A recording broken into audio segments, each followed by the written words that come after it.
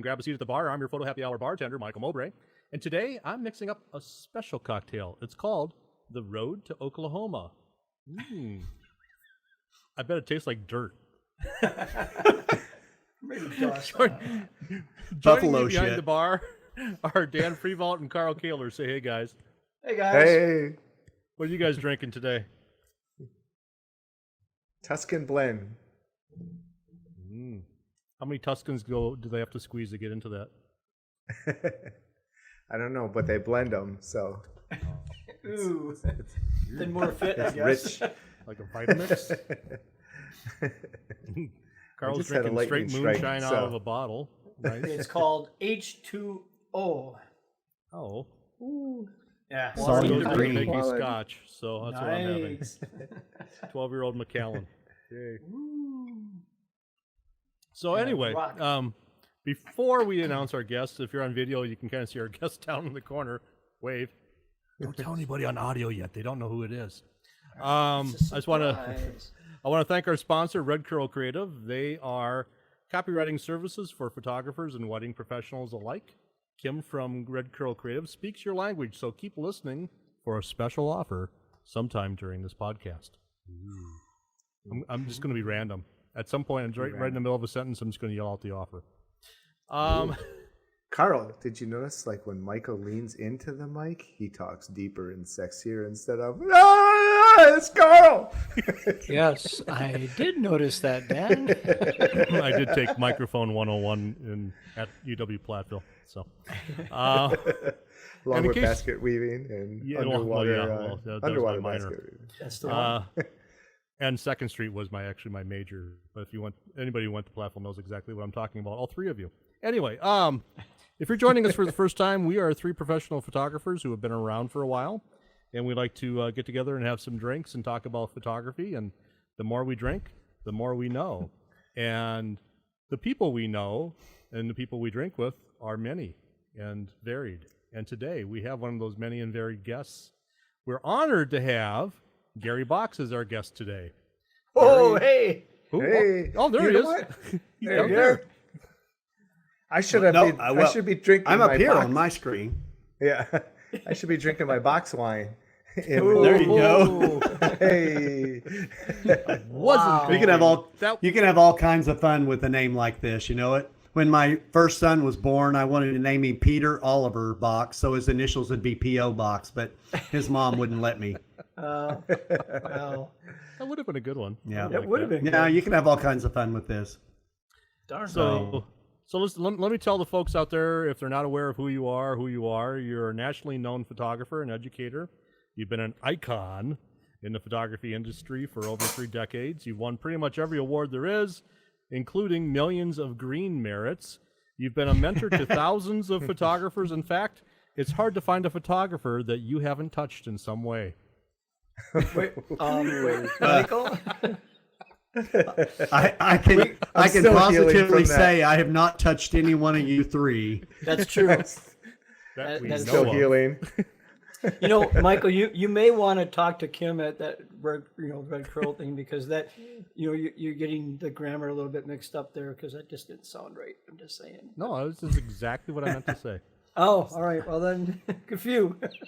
So Gary's joining us all hopped up on Valium, so that's what he's drinking. Yep. Valium and Mountain Dew, they kind of hopefully cancel each other out. So they put you in the claustrophobia tunnel today? Yes, they did. Yep, I got to get sucked into the little tube there. I took a ride in the donut. Yeah, I had an MRI for a shoulder today, so. That's no fun. Another photographer injury, I should say.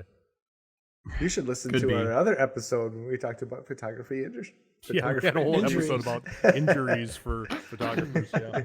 You've been around for a while when you do a podcast on injuries. And my knee hurts.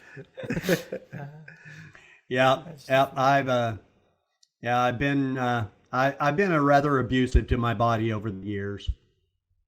Well, it's really easy, especially we just go and pick up heavy stuff that's kind of awkward and just yank it around and move it in different places. And I screw up my back all the time doing that, just because things are up high and you're lifting them wrong, and next thing you know, you got a tweaked back, or shoulder, Or shoulder. or elbow, Yeah. or wrist. Well, I've been fighting back issues for years, and I just added the shoulder to it recently. One thing So usually you're- leads to another. So what's going on in Yeah, Oklahoma for you right now? You're slowing down a little bit because of the heat, or No. We keep shooting full steam. Literally, I'm out shooting in sometimes 115-degree heat index or better.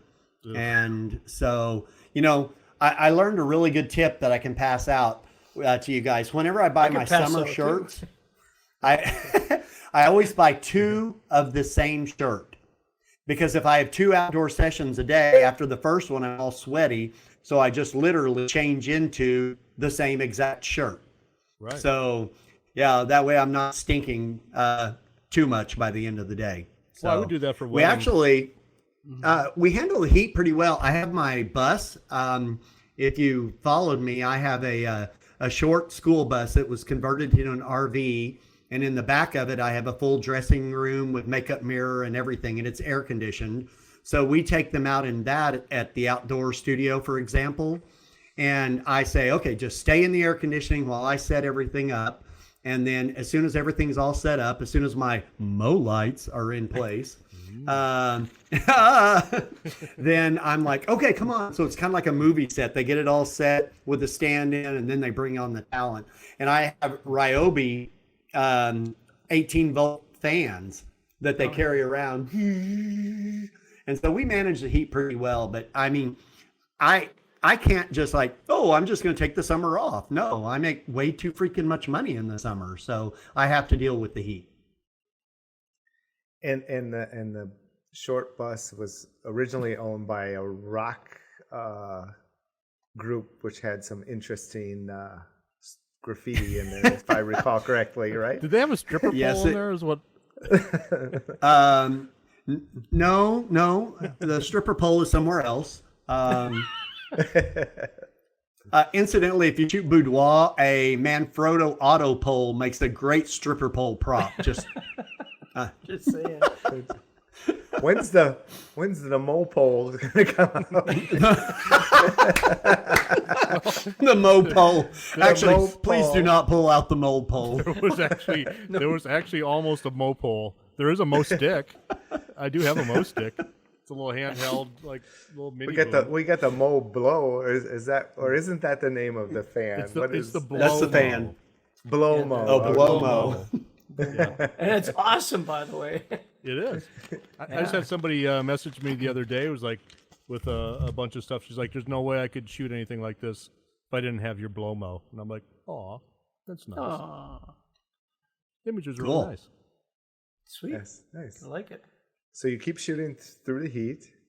That's awesome. Yep. So I'm just, if people don't know me or follow me, I am in Sapulpa, Oklahoma, right on Route 66, a little ways outside of Tulsa. So the street in front of my studio is original Route 66. So Oh, wow, cool. I'm in That I a didn't small, I'm in a small blue collar town. Yeah. If anybody ever travels Route 66 and does the tour, you literally drive by my front door. Oh, that's So I'm in a small town. It's not my ideal target market. I draw less than 10% of my business from my own town. Oh, I didn't know that. Yeah, most of it I bring in from, larger areas and more affluent areas and everything like that. So this is my hometown. I grew up here and I like my hometown, and geographically it's great, but demographically it could be a little bit better for me. So Well, how far Anyway. are you drawing people from then? I mean, what are the cities near you, and how far are they up from you? Well, I've already booked one this year from Denver. crap. Last year I did a senior from North Carolina, one from Florida, one from Missouri, one from Arkansas. But the bulk of my market comes from, Iron Mountain. I don't know, 20 minutes to an hour away. Yeah, So- I'll kill you. The Tulsa, Yeah. the Tulsa metro area, then. Yeah, the Tulsa metro area and some of the nicer Tulsa suburbs is where I pull most of my business from. How So far they're is less from than an Oklahoma hour. City? That's 45 minutes an hour or something like that? Yeah, it's right about an hour to Oklahoma City, but it depends on where you want to go because it can take you 45 minutes to get to the other side. So, it's about an hour from Oklahoma City, and we drive fast here. So, speed limit on our turnpikes is like 80. So, It's just down the road. When Just kids down the are road. yeah. we How we far- haul butt here. How far from Lake Texoma? I've been to Lake Texoma, I'm probably about almost 3 hours from. We have a lot of lakes here. When you say Oklahoma, I know people are thinking, flat, dry plains, Indians still living in teepees, buffalo roaming wild through your yard. It's not like that at all here. I'm in the northeast section, very, very green, lots of hills, lots of rivers and lakes and everything like that. So it's really nice. So, but it does get hot here. We have to deal with that in the summer. But do you have buffalo? I mean, I'm just saying. Oh yeah, That's yeah, the we buffalo have. thing. Okay, all right. Yeah, we have buffalo. Yeah, All right, just checking. Cool. they're really yummy. You have wild hogs. Yeah. We have wild wild hogs in Oklahoma, but not right around where I live. So I live out of town. I have 32 wooded acres, and I have coyotes and deer and bobcats. I had a mountain lion once, but never had any wild hogs on my property that I've noticed. Any cougars? Well, a mountain lion is a cougar. I saw a mountain lion one time. That's true. I guess we offended Dan. He left. I guess so. Let's talk about it. He's going to get Benji. Oh, okay. Letting the dog So, out. yeah, my studio, I have a rather small, quaint little studio. It's about 6,000 square feet. And then I have an outdoor studio.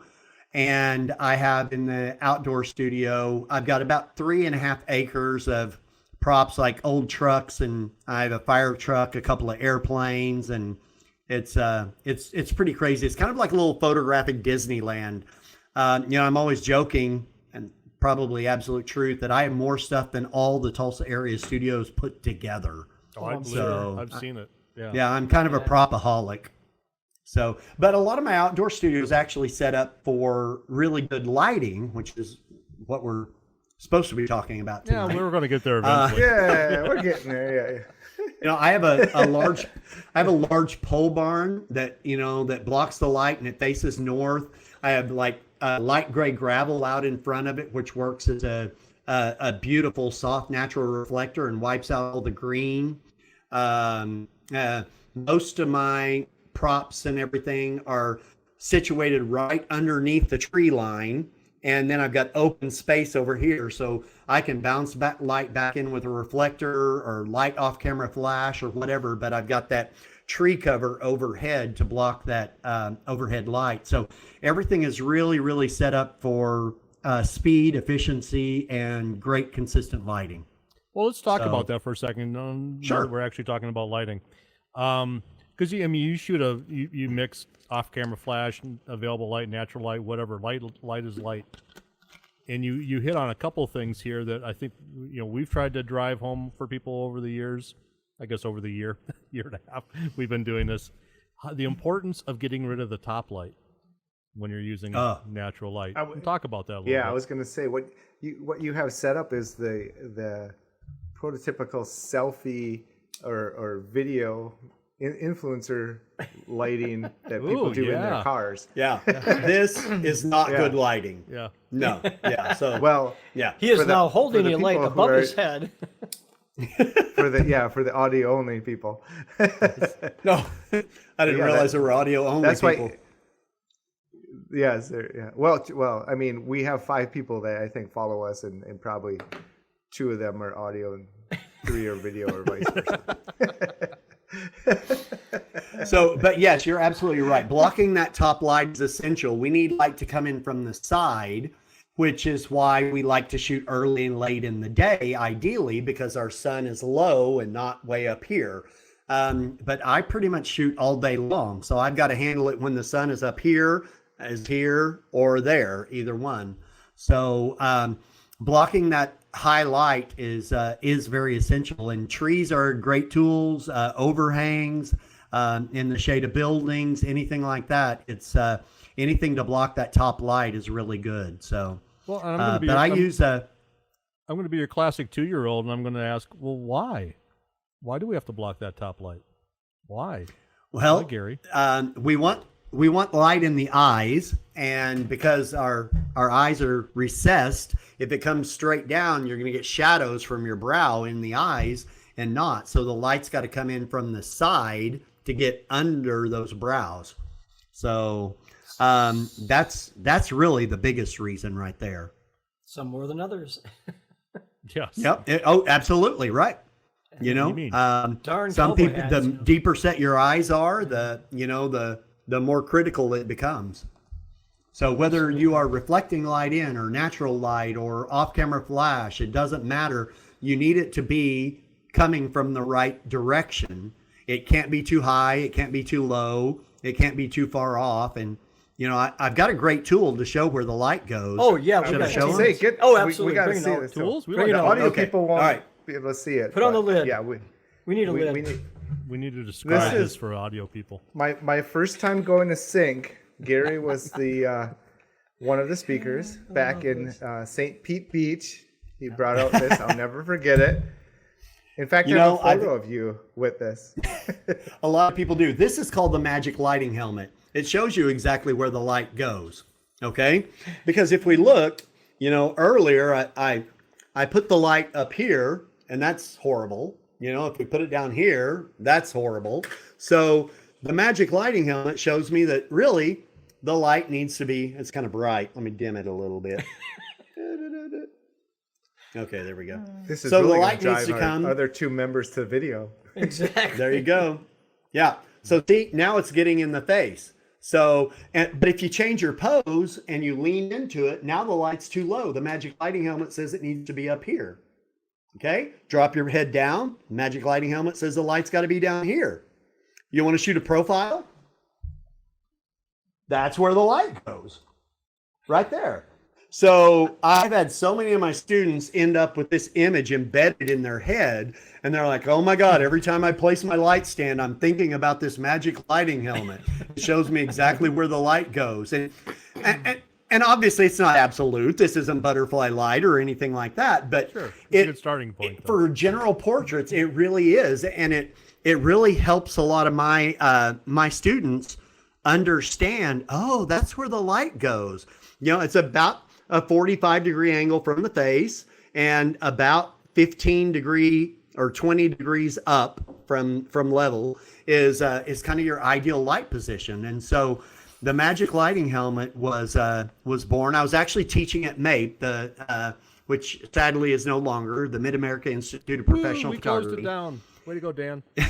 we did. Strong work, guys. We Strong did. work. Just saying. Yeah, I closed down I, more schools than anybody else. You and I both, Michael. I think That's right. we're the I kiss taught of there death for on- I taught there for 12 years, and one morning I'm like, how do I get them to understand that the light needs to follow the head? As you move the head, the light needs to follow it. It's like I need a hat with a pointer on it. I need a hat with a pointer on it. Yeah. And for those So of you that that are morning- just listening to this, I just did some screen captures of Gary with the hat. So we'll post them on our Facebook Oh, nice. site. So you All got to right, cool. go to the Facebook site so you can see that.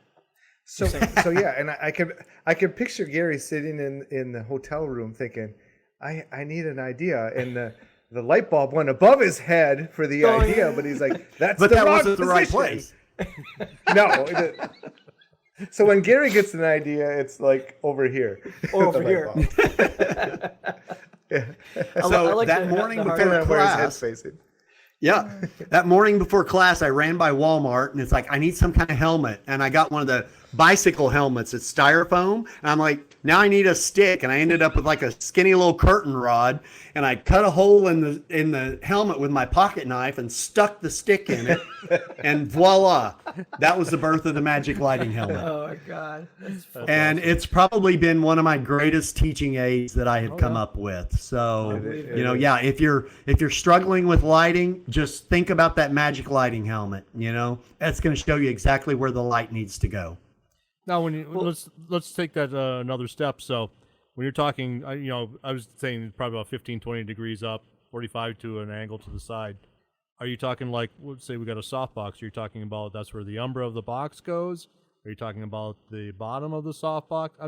I know the answer, but I'm asking the question. Yeah, so. that's a great question, and it's one I get a lot, especially if you're using a larger softbox. If you're using a 4x6 or a 6x8 or something like that, then you want your pointer to point at the hot spot in the middle of the softbox. Called the That's your ideal place. So, yep. So if we point this at the middle of the softbox, that puts the softbox right in running to the front, exactly where it needs to be. So, perfect. Yes. You know, I actually love to use a lot of hard lights, small Fresnels and small reflectors. Like, I shoot some amazing stuff with the little 7-inch Godox reflector. Okay. And with hard light, it becomes incredibly critical that the light be placed in exactly the right spot. And you move the head just a little bit, you've got to move it. In the old Hollywood days when they used, Fresnel spotlights, the George Harrell and Clarence Sinclair Bull. I mean, if they moved the head just a tiny bit, it's move the light. It had to be in the perfect position. And that's really critical whenever you're using any kind of hard light. Soft light is great for starters because, and I don't mean this negatively, but it's easy. It's harder to screw up. There's a lot of slop room there. Yeah, it is. Yeah, you can be sloppy with your lighting with a big softbox and still end up and have a decent image. And so for starters, a big softbox is a great tool. But man, nothing. I couldn't hear what you said. Nothing brings out Siri. Siri. Yeah, Siri exactly. wants to know what. Nothing brings out beauty like a hard light, but unfortunately, nothing brings out ugly like a hard light. Also, It's true. It's very true. Don't use a hard light on me, please. Okay. You mean Things are both. getting ugly real Yeah, fast. you got a great looking model, hard light. You're photographing Gary Box, soft light, please. That's right. Great big windows. And the soft, Yeah, there the you go. soft tar. Yeah. The soft tar on the front of that. Yeah. There you go. Carl Kaler size windows. That's what right. we need. That's what you So that's why when you go to DMV, they have different soft boxes for your driver's license. Different driver's license for different people, right? Yeah. Can I request the soft? These are the beautiful Soft, people. the These are soft box for my picture. Yeah. No, Can get you in like here. Click. Snapchat filter me while you're at it too? exactly. Yeah. I want to look like a cartoon character. Yeah. I remember Gary. The first time I actually met you, we were in Jackson Hole, Wyoming, for the That was a great Idaho trip. convention, because the Idaho convention couldn't happen in Idaho. They had to go down to Wyoming to do it. And you were speaking their business stuff, and I had spoke, but we went with Dennis Hammond in the early morning, and almost hit buffalo and almost hit elk and moose and everything else, to look at the Tetons in the reflection of the river, the Snake River. Remember? And Right. so we get there, pitch black yet, and come to find out, it's kind of hard to photograph the reflections in the water when there's still snow over it. So we moved on. So we And it was stopped. July. Yeah. No, it was mud Dennis season, on that but one. yeah. So we moved on, and we're going back to where the Snake River bends, and where Ansel Adams, of course, stood his tripod to get the bend of the river. And the funny thing is that we didn't photograph that. Instead, we found elk poop to photograph. Do you remember this? We had to hold the reflector down because it was so important that the lighting was right while we were photographing the elk poop to show the roundness of those little nuggets. And some of us may or may not have peed off the cliff into the Snake River. I was gonna bring that up too, but I'm glad you did. In the footsteps of legend, yes. Yeah. One of the most beautiful places I have ever peed. Exactly. But when you gotta go, you gotta go. Dennis still talks about that. Is that why it's called Yellowstone? Oh! It was yellow snow anyway, but Dan is quick on the jokes today. I like it. It's the wine. It's not bad for the first day after a holiday. Yeah. that's right. There you Who else? go. Was anybody else moving a little slow today? It's like, Oh, jeez. yeah. No, I'm one day to refresh. I'm ready to rock and roll. Yeah. I'm okay, but I don't Tomorrow drink. I'll I'm hit the wall. obnoxious sober. Oh, I didn't drink at all the last couple of days, so yeah, that even makes it worse. I was just Now, saying, my son and his friends dropped about $2,000 on fireworks. We shot off at my place, so it's a pretty big deal. So nice. My daughter works at a fireworks stand here, helps manage it, and it's shocking how many people drop between $2,000 and $3,000 on fireworks. I mean, for blowing shit up. yeah, too bad they didn't drop Yeah, that I just on walk Mo around Light. the neighborhood. Yeah. Yeah. Did There you go. did they buy any backup Terrys? You know that one? No. Oh, have you seen that video of the poor guy who's got a bum leg, so he's in a wheelchair and he's lighting fireworks, and they start to go off a little early, and he can't Oh no. wheel away. So they actually named a Ouch. firework, and he's fine. He was fine. They actually named a firework in his honor. It's called the Backup Terry. Back up, Terry. Jeez. Wow. It's an actual firework. Yeah, he just needed a longer fuse. That's right. Much larger. Longer. Well, everyone's fuse is a little bit shorter these days, so I mean, That's true. What are you saying? Get off my lawn. Get off my Get off porch. Get my porch. Yeah, we've Yeah, shortened up the lawn exactly. thing. It's now get off our porch.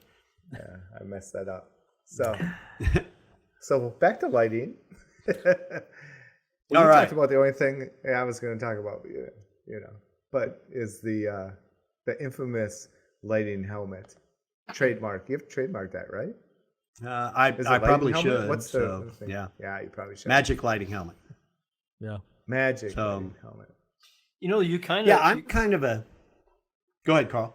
I so you kind of hit on it before when you were showing us the demonstration with the magic helmet. But it's something I always talk about too, that, people talk about, well, show us posing. But posing is great. It's wonderful. It's very important, and it can help slim people and make them look better than normal as far as the camera is concerned and the flat piece of paper that we're putting this on. But to me, a pose means nothing if you don't light it right. Right. And like you were saying before, your face moves here, that light has to move with it, and body positions go inside with that too. So to me, it was always, let's pose, but no, let's light the pose, or let's pose within the light if it's natural light, because you can't really move it. Right. So, but that's a big thing, is making sure that what lighting will match the posing, will match the expression, will match the emotion. So it all ties together a little bit more deeply than just, hey, let's point a light at somebody. Oh, exactly. Yeah, Amen. I always say, pose to the light. If you're using natural light, or even in the studio especially if I'm working with a model and I've set up the lighting for a specific look I want, I have a conversation with the model and say, okay, you just need to know where my light is. You can see it, but this is the main light. This is the light I want you to work to, and all that kind of stuff. So you have a communication with your subject, so they kind of know. And I'll do that with seniors too. I'll explain it just a little bit. It's like, just so you know, this is the main thing I'm lighting you with. So I'm gonna constantly be turning your head back towards that, just so you don't think I'm just messing with you and making you move your head back. I'm just trying to make sure that you get the best light in your eyes and you look the best.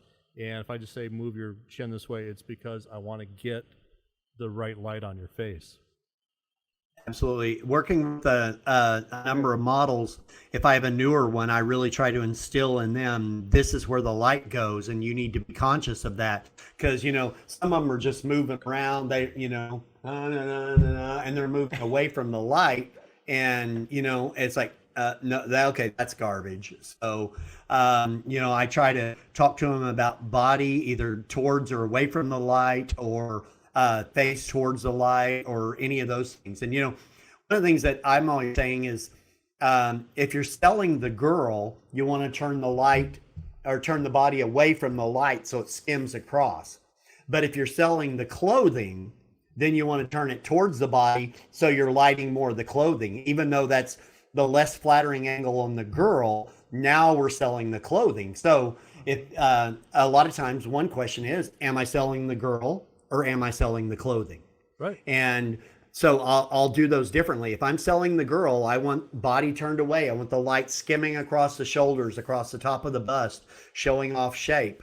But, you don't want to put the clothing in shadow if you're shooting, fashion stuff and if you're trying to sell clothing. So, which my philosophy is that's kind of why they prefer ultra skinny models a lot of times, because they can basically pose them wrong, but they still look okay. That's exactly why. Yeah. Yeah. Yep. Yeah. And so I try to teach that to them as well. And Carl, you're exactly right. You've got to pose to the light. And in the studio, I can pose them left or right because I can move my light one side or the other. But if I'm shooting natural light, you can move the light? Yeah. Yeah. What? We had a guy I had a guy at one of my workshops years ago, and we were reviewing their work, and like every picture was lit from the right. And we asked why, and I swear to God, his answer was, that's where my outlet is. Well, it makes sense to me. I mean, that's, that's where the outlet went. So Well, I try. and along those same lines, I was going to mention that's where like Molites and the high-speed sync really was a game changer when that came out a few years ago, because up until that point you had to use neutral density filters or hypersync and a bunch of things, or radio poppers, a bunch of things that were like cumbersome. So like a lot of times I like natural light, but we get in a certain area, it's like, that I can't move the sun, but I can move the light now and get the shallow depth of field and get the look of natural light with that pop of light from the Molites, which is awesome. Well, with the light. Yeah, with natural light, what I do with natural light is I stand where I'm going to put my subject and I look for whatever's bright. And it's like, okay, that's bright. That's my light source right there. Whatever's the brightest is your light source. So if my light source is over here, I'm going to turn the body this way. I'm going to turn the face this way and work with it. But that's a good way to tell where your light is coming from when you're shooting with natural light. A lot of times if it's urban, concrete makes an amazing reflector. Oh, yeah. It's just really heavy and hard to move. So, but don't do a it. lot I'm of pissed at too. you. Yeah. A lot of times though, now your light is coming from low and you don't want that horror movie look. So if you tip your head away from it, it's coming straight up underneath. So, we use a magic lighting helmet, and if the light source is down there, we need to tip the head into the light so that it's pointing towards the bright concrete, just like that. And that way I'm still going to get good lighting, a lighting pattern in my face. So the same exact principles apply. Yep. So you wear that being helmet when conscious you of where go that is. for urban shoots? Is what you're saying? I have my seniors wear the helmet, and then I just Photoshop it off. Oh, there you go. Yeah. Yeah, you take one clean one of their head, and then you put the helmet I on. have to get one shot of their hair, clean one. and Right. yeah, exactly. Forget glass glare. Glass glare ain't got nothing on you. Yeah. So I shoot inside. I have a large camera room that's all strobe. I have window light camera rooms. I have another area that we call the bat cave. We call it that because there's actually bats up there. Yeah. In fact, this photograph of moving my laptop doesn't move the camera. Right here, this dancer, this peeling wallpaper is 117 years old. Sweet. It's the real deal vintage. So I do a lot of real dramatic light up there, a lot of tungsten, Fresnel lights and everything like that. So, and then I go outside and I might shoot some by reflector. I might shoot some with off-camera flash. I might shoot some totally natural light. One of the things that I do that helps my sales, because you guys all know me, I'm really big on the business side as well. So all three of you are probably better photographers than I am, but I I'm all about, the business of it. So I'm a good photographer, but I have no delusions that I'm the best. And so one of the things that I have found is with a senior, every time they change clothes, I not only change the background or the location, but I change the lighting configuration. So literally every outfit out of a session will have different lighting configurations. One might be a ring light. One might be a big softbox. One might be a beauty dish on a boom. One might be window light with a reflector. One is going to be off-camera flash with a Molite octabox, whatever. Every outfit gets a different lighting configuration. Now, the beauty of that is they're all different. And because I've had so many people say, it's like, oh, I light everything with a 4x6 and a reflector. And I'm thinking, yeah, and it kind of all looks exactly the same. It's like the exact same picture with a different outfit, Exactly. And so I want them to be able to have so many that are so different that they can't say no. One of the things that I sell is I do a lot of grouping, the 3 and 4 wall portraits. And so a lot of variety really helps me sell those. So right behind my head, that's 4 12x18s. This is 2 16x24s and a 20x30. And then I've got a 16x24 and 2 12x18s, 3 16x24s. I have 14 groupings on display in my studio. Wow. And I sell them left and right. Anytime people come to the studio, I always make it a point to show them my ordered delivery room because, people think, oh, there's no way he's selling that many wall portraits. And it's like they look in the room and it's like, holy crap. I mean, they really do. I had one sale that I sold 18 12x18s. Holy cow. You have one really long hallway? Yeah, it was They owned the bowling alley. Yeah, twin seniors, and they ended up with 9 each of the 12x18. So that was a really, really nice order. Nice. So I like those. Yeah, so I'm all about those groupings, and again, the diversity in lighting just helps me sell that so much easier. So that had to come in around $500-$600? Oh yeah. Actually, I think it was almost 800. Wow. And just so people don't know, we're being really sarcastic here. Very. Yeah, no, that was it was about a $7,000 order, but that actually was 2 seniors. So that's about $3,500 or so each. Doing the math, yeah. Yeah, actually, but no, it was more than that. I don't know. I've got 2 separate orders. I'd have to look. So my average senior order is right at $3,400, and I'm in Podunk, Broke, Redneckville, Oklahoma. And I do about 100 seniors a year. So I routinely get, seniors that are $4,000, $5,000, $6,000. I've had one senior break the $10,000 mark. Cool. So I just recently had my highest sale ever for a family, $24,000. Wow. Woo! Nice. Yeah. So you're able awesome. to take half a day off then. Right. What's you don't that? know him yet. Hey, yeah, I know. Yeah, what's that? I know you too well. Yeah. I don't understand time off. So anyway. Well, changing subjects. Sure. I know you have a lot of different lighting tools in your studio. What's the oldest light that you have that you still use?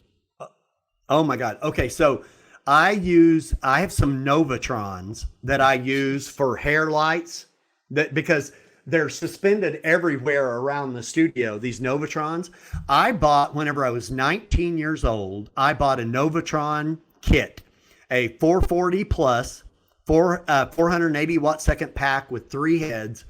I still use that thing every day. Wow. It's 20 years old. Wow. Wait. 20? Okay. These guys, I mean, like, waiting, they're not... We got to work on the math. waiting on here. someone to catch that. Okay. Yeah. Let's see. I was told there'd be no math. Yeah. Yeah, by the way, when we do math, we have to drink. So That's right. Okay. Get out the It's 36 years old. So I'm 55, and I literally bought it whenever I was 19, and I use it every day. So Crazy. that's probably my oldest one. Now I have some old light modifiers that I have acquired. Like I have a snoot for a 16-inch parabolic. Oh, wow. Ever seen one of those? No. I've seen a 16-inch parabolic, but not a snoot for it. Okay, the snoot for it is just about face size and shape. It's freaking amazing. So yeah, so I've got a couple of of older things. It's just like, okay, that's really cool. And I bought them at a photographer who passed away, and they were selling off all their stuff. And I'm looking at it. It's like, at first I'm like, what is that? And then I'm like, whoa! Hey. And so I bought 2 of them. Yeah, and it's like, okay, that's a really cool tool. So I'm kind of a lighting junkie. I don't even know how many I have. 50, 60 lights, probably. Yeah. I still Yeah. have about 24 speed lights in cases. Up in the studio. That's just speed lights. Yeah. It's nuts. I only have one. I have one speed light. That's it. I rarely do anything, on camera at all. So, one speed light. you have a bunch I of- love all my Mo lights. Do you have a bunch of What was fuzzy that? reflectors hiding? Do you have a bunch of fuzzy reflectors hiding out everywhere? Like when I shot at Dave Junion's studio, he's got not quite as an outdoor studio as yours, but he's got his little train depot and everything. We're shooting us, and this beautiful light came from nowhere. We're like, what the heck? Here, Dave, he's like pulling this reflector out of the shrubs and reflecting. We go to the next place, and I'm shooting us, and this light comes again. He's got another one like stashed. Stuck He's in a like- tree. He's got like, it's on a like vine. everywhere. Yeah. We told him we should just Guilty. mount lights and run electric into the trees. He's like, I might have to do that. So, You would too. Yeah. so I didn't at the know if you outdoor have that studio- too. I do. At the outdoor studio, I have 3 fuzzy flectors, and then I have a 4th smaller one that's in the bus that I take with me. And then I've got some here. I have some 8-foot tall ones that I use in the bat cave as well. So, yeah, I love the fuzzy flector design. So Yes. I've never been able to buy a reflector that does as well. So, yeah, so I have multiples of them, and yes, they're just sitting everywhere. I'm like, okay, where's my closest fuzzy flector? There's one. And I go grab it and set it up. So, yep. So, I love Wait. them. But you had mentioned Molite, and I'm not sure why. But anyway, what's your favorite Molite? Because I need Mo lights. you There do. you go. Because I need Mo money. Okay. All right. So one of the things that I do love about off-camera flash or reflected direct sunlight is color. Because, I see so many photographers that will go out and they'll shoot and they're all natural light. They're shooting with their illumination source is blue sky and green grass as a reflector underneath. In fact, I have a picture in my lighting program of a softbox in a studio with blue and green gels all taped up over the front of it. And I say, would you do this in the studio and expect to get good color? And everyone's like, no. But that's exactly what you get when you're shooting outside with natural light. Blue softbox, green reflector. And, the color is horrible. So anytime you can put full spectrum light, whether it be bounce sunlight, a really good LED, off-camera flash, by putting that full rainbow of light, you're going to get so much better color off of people. Because when we look at something, the color we see is what's not being absorbed. So if someone is wearing a red shirt, all the colors are being absorbed except red. Red bounces off. So if you want skin to look good, you have to put the color of light that skin is on it. If you put blue and green light on skin, there's nothing to bounce off. Your color is going to be flat and blah. Even if you go in and you do a white balance adjustment, it's still going to be flat and blah because the light's just not responding to that. But whenever you put that full rainbow on, now you're putting yellow and red light on it as well. And now you're instantaneously going to have 10 times better color. Oh, absolutely. So if you light things right, you'll find that your color problems, 95% of them just go away. Away. So I keep my camera set on Kelvin for my lights. And basically, I pretty much almost every shot that I shoot is just dead on perfect. The only time I ever have to really fix light as far as color is if I'm shooting by window light. Right, So because then I've got blue light. And actually, I'm kind of lucky. I'm in a downtown area, so I have blue sky up my north light window area is on the 3rd floor.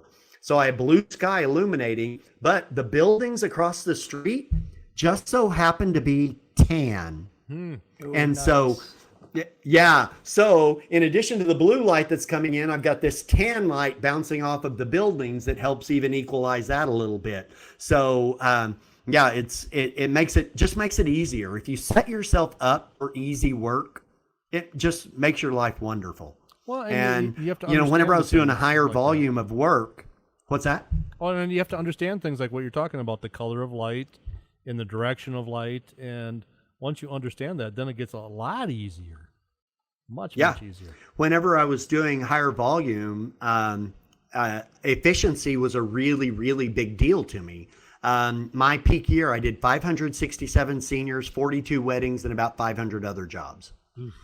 So it was, I think I've done that in 20 years. So I was shooting about 1,100 jobs a year at one point. And I'm way too old for that now. So now I try to do fewer jobs, about 250 a year, with a much higher average. So, but at that pace, I had to be super, super efficient. I had to be super efficient in my backgrounds, in my lighting. I needed my color to be, spot on with minimal adjustments and everything like that. And so I set this all up for efficiency way back then. And even though I've slowed down now, I still have so much of that efficiency in place that allows me in 2.5 hours, I can do more variety than a lot of photographers can, like all day long, because I'm set up for it. I live in this photographic Disneyland. And so it makes my life so much easier. Too cool. Absolutely. Yeah. I don't think any of you guys have been here to this studio, have you? I've driven I have near it. I went to Oklahoma City. Well, it's a few big, years but back it's and not that big. Just didn't have time to stop in because I had to judge down in Oklahoma City and teach, and then I had to get back right away. But wanted to stop in. Okay. Yeah, I remember that. So That's why I you asked drove by about the probably hogs. I-44. Yeah, I ran What's out of that? gas on I-44 too. Oh no. Here's a tip for Yeah. everybody out there: if you need to check your gas gauge. Number one, if you're taking a long trip, and don't put the window down and turn the stereo up way loud because you won't hear that little boop that your gas is low. So you're out, so you're like going, trying to find the next exit and just coast on down. Luckily, there's a gas station right there. But anyway, yeah. Good words of wisdom. I used to have a Ram Air Trans Am, and when the gas gauge hit 1/4 of a tank, you had about 12 miles left. And so I'm not kidding. I ran that car out. I think that's the only car I ever ran out of gas. And I think I did it like 3 times because that last 1/4 of a tank was like about this much gasoline right here. Right. So, yeah. And I'm not kidding. You had 12, 15 miles if you were lucky and going downhill. With the So, wind. So if Yeah, you're not, with the wind. If you're not watching the video version, Gary now is drinking gasoline. He just showed. Yeah. Well, close to it, Mountain Dew. Yeah. Yeah, Carl's Carl's about as moonshine. close as you can get to drinking gasoline. Carl's moonshine Yeah, my would light mowers that run up. on Mountain Dew. Oh yeah, we can fire that up. No problem. Yeah. No problem. No, I gotta get out there and see a place once. And speaking of which, is your backhoe in working order again, or is that still to the road? No, my backhoe is dead. no. I have an 18,000 pound backhoe with a 23-foot reach on it. And all the wiring is underneath the seat, and a mouse got underneath the seat and chewed up all the wiring and literally killed it. I'm going to have to replace the wiring harness, which will be several $1,000s. Ooh. So, and I have another backhoe though. It's a small one. It works. He's got airplanes. Because you He's can't got just Just a backup backhoe. No, Yeah, exactly, yeah. You backhoe. can't just Gotta have have one backhoe, you know. No. You always have to have a backup. spare. So They always backup. say you Yeah, need a backup backhoe. hoe. Oh, Anyway. oh Wow. Alrighty then. so yeah. we Yeah, got, so life is kind of fun at my place. I have my own gun shooting range in my backyard too. sweet. We're Yeah. in. Did you shoot off? We're in. Yeah, come that's on why I down. asked about the. That's why I asked about the wild hogs. I'm like, oh, it's the time to do a road trip, guys. Yeah, we've been itching. They have some down in they've got some down in southern Oklahoma, not too far from here, but I don't have any right here where I am. It's right on the way. So we can road trip around. Good. Done. I could go for shooting some hogs. It's just down the road a piece, right?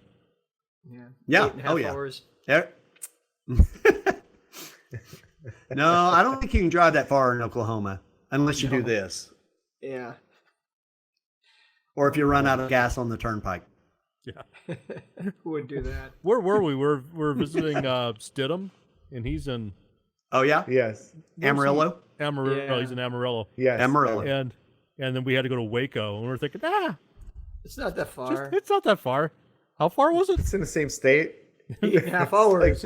Yeah. Yeah. Driving 85 Yeah, miles Texas an is hour. a big state. That's a Yeah, big we're state. heading your way, Craig. Should we come visit you? Yeah, we'll set up a shoot. Oh, it can't be far. We look at the map. Uh-oh. We got to get up earlier than we thought. Yeah, Texas is huge. It's kind of like Florida. You know, if you drive from the panhandle of Florida all the way to the Keys, it's like 21 hours. It's a Yeah. lot. It's insane how long Florida is if you go that path. Yeah. So, Craziness. Changes time zones. actually, Oh, it is yeah. 2 time zones. Yes. I do that right here in my own backyard, for that matter. I'm only 20 minutes away from the time zone change. Messes people up all the Oh. time. So if you're just running late, you run over there. Exactly. And then you come Yep. back. Yeah. And I come back. Yeah. No, I'm on time. Yeah, exactly. No, that's I'm why I early. noticed when we set up appointments here, we got to make sure they say, remember, we are Central Time. What time is it where you're at? We're an hour different, so we have to say that at every appointment. Otherwise, someone is going to mess it up.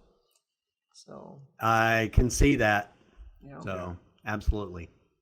Any parting Well, shots? any first? other lighting questions? So I was going to say, you got any What was parting that? shots? Any other wisdom you want to impart? Anything that just anything that's been No, bugging you the know, heck out of you lately? anything you want to get off your chest? I mean, just anything. Spit it out there. It's place to not the do it. recording. Well, I love doing high speed sync. One of the only challenges that we have right now is with the new Canon mirrorless cameras. Canon changed the ETTL formula, and basically you can use high speed sync, you can use TTL, but you can't use both at the same time. And so it's like, please, Godox, get that fixed, because I love my high speed sync TTL. So I've been shooting manual and high speed sync and getting there, but I have to do a few more test shots to get to where I need to be. So, and I don't like wasting that time. All Yeah, I that know. film is being wasted. I know they're working on it. So Canon must have done a real number on it. I don't know what the dealio is on it, but it's Just being to worked sell on. all your lenses and switch over to Sony. It's not like you have a bunch of lenses and Sony. cameras or anything. Oh my God. If I Talking were to about lighting, switch, don't even get into the camera gear. Don't even get oh my God, I'd take a bloodbath switching. I've got a lot of really big lenses, and I would just take a bloodbath, So Yeah, switching is yeah, not really in yeah. the cards. not an option. So That's yeah. I've been That's why I really said it, impressed with the yeah. R5 though. Other than that, the TTL, high speed sync thing, I have been really, really impressed by it. So I'm a really happy camper over it. Good to hear. Yep. Good to hear. Eats batteries. Wow. I does it used to get shoot the hot, too? 1DX Mark II, and the 1DX Mark II, I could put a battery in, one battery, and I could shoot for easily 2 days. Mm-hmm. But like 2 batteries in the 5D, because I got the battery grip, or in the R5, 2 batteries in the R5 will basically last me 1 day. So it definitely goes through batteries a lot faster. Well, you're driving that electronic viewfinder and Yeah. Right. it just sucks up a Yeah, lot of I juice. know that Sony's not too unsimilar. That you go through batteries a lot quicker than you would with a lot of the other cameras. That's just kind of a downside of mirrorless. It was a huge difference when they went from the R2 to the R3. The R2 would just chew through batteries. The R3 is pretty good overall. I mean, it's still faster than the old Canons, but yeah. Okay. Yeah, they made a big change in batteries. Also, for my travel camera, I have a Panasonic Lumix G9, and man, if you travel very much, I am not hauling all those heavy Canon lenses around. The 70 to 200 2.8 image stabilized lens for that Panasonic Lumix is the size and weight of a can of soda. Yeah, no joke. It's this big and about this big around. And so, yeah, especially if you're going to travel international, man, I do not want to haul all those lenses around. Give me my little lightweight Panasonic, and it's mirrorless as well, and it goes through batteries at a pretty high rate too. And then I think it's just characteristic of mirrorless. You got to pick up a Godox AD100 Pro because that's the size of a pop can too. And then you got an off-camera flash. Yeah, that's one that I don't have. I've got my 200 Pro, but I don't have one of the 100s yet. That's terrible. What? That's horrible. It makes me sad. Get 6 of I don't them. have the whole They have collection. like a 6-pack. I thought about that. Let's see. I was going to get an igloo. I was going to get an igloo cooler and sell a 6-pack of. Oh, that's funny. You gotta do Hang a on. 6-pack. GoMolight.com. A Mopac. There you go. So, yeah, but I have, I think, 9 of your Molite. Sounds about right. Yeah. Salute. Yeah. So I absolutely love them. I'm very, very happy with them. So. Yeah, we should get Wait, Dan and Carl to buy We some didn't do the sometime. Red Curl Creative. I We was gotta just do the thinking Red the same Curl thing. Creative. Do it. We'll do Grammar. We Learn how to we've write been better. pimping Molite out.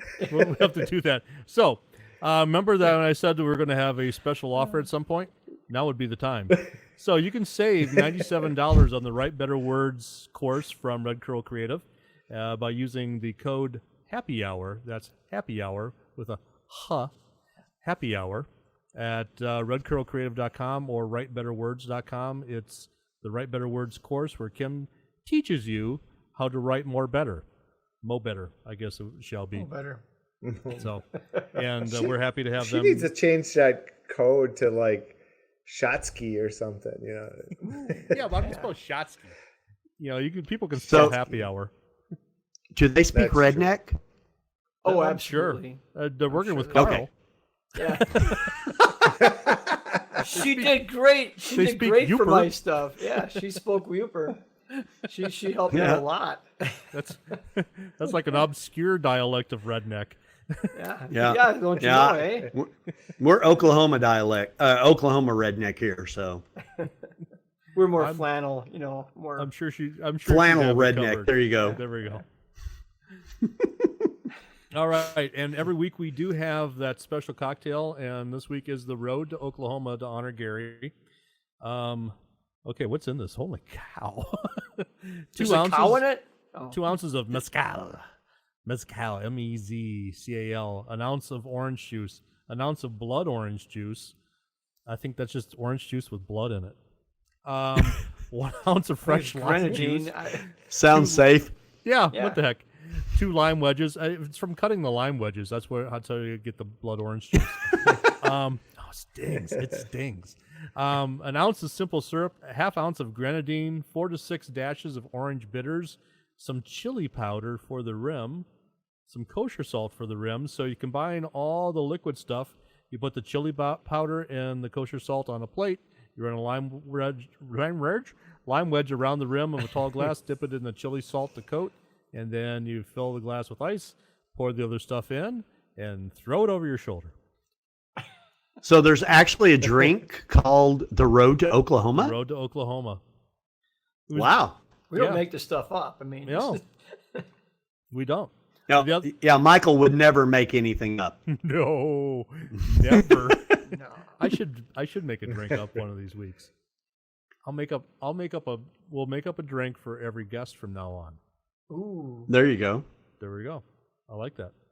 So that's the road to Oklahoma. We'll have the recipe for that in the Facebook group. So if you want to check that out, we'll put it on the YouTube feed for this as well. Gary, thank you much for crawling back out of the CAT scan and MRI and showing up here just in time to do the podcast. Yeah, well, I don't think I'm allowed to drive for like another hour and a half. So I see you're looking at your watch. Are you still magnetized? Does that still work? No, it just I woke her up again, I think. All right, that's all I got this week. How about you guys? I think we say cheers to you. Cheers. Hey, thanks for having me, guys. Oh, yes. By the time you have finished listening to this podcast, you will have come to the realization that your life would be more complete if you subscribed. Reach your full potential by subscribing now.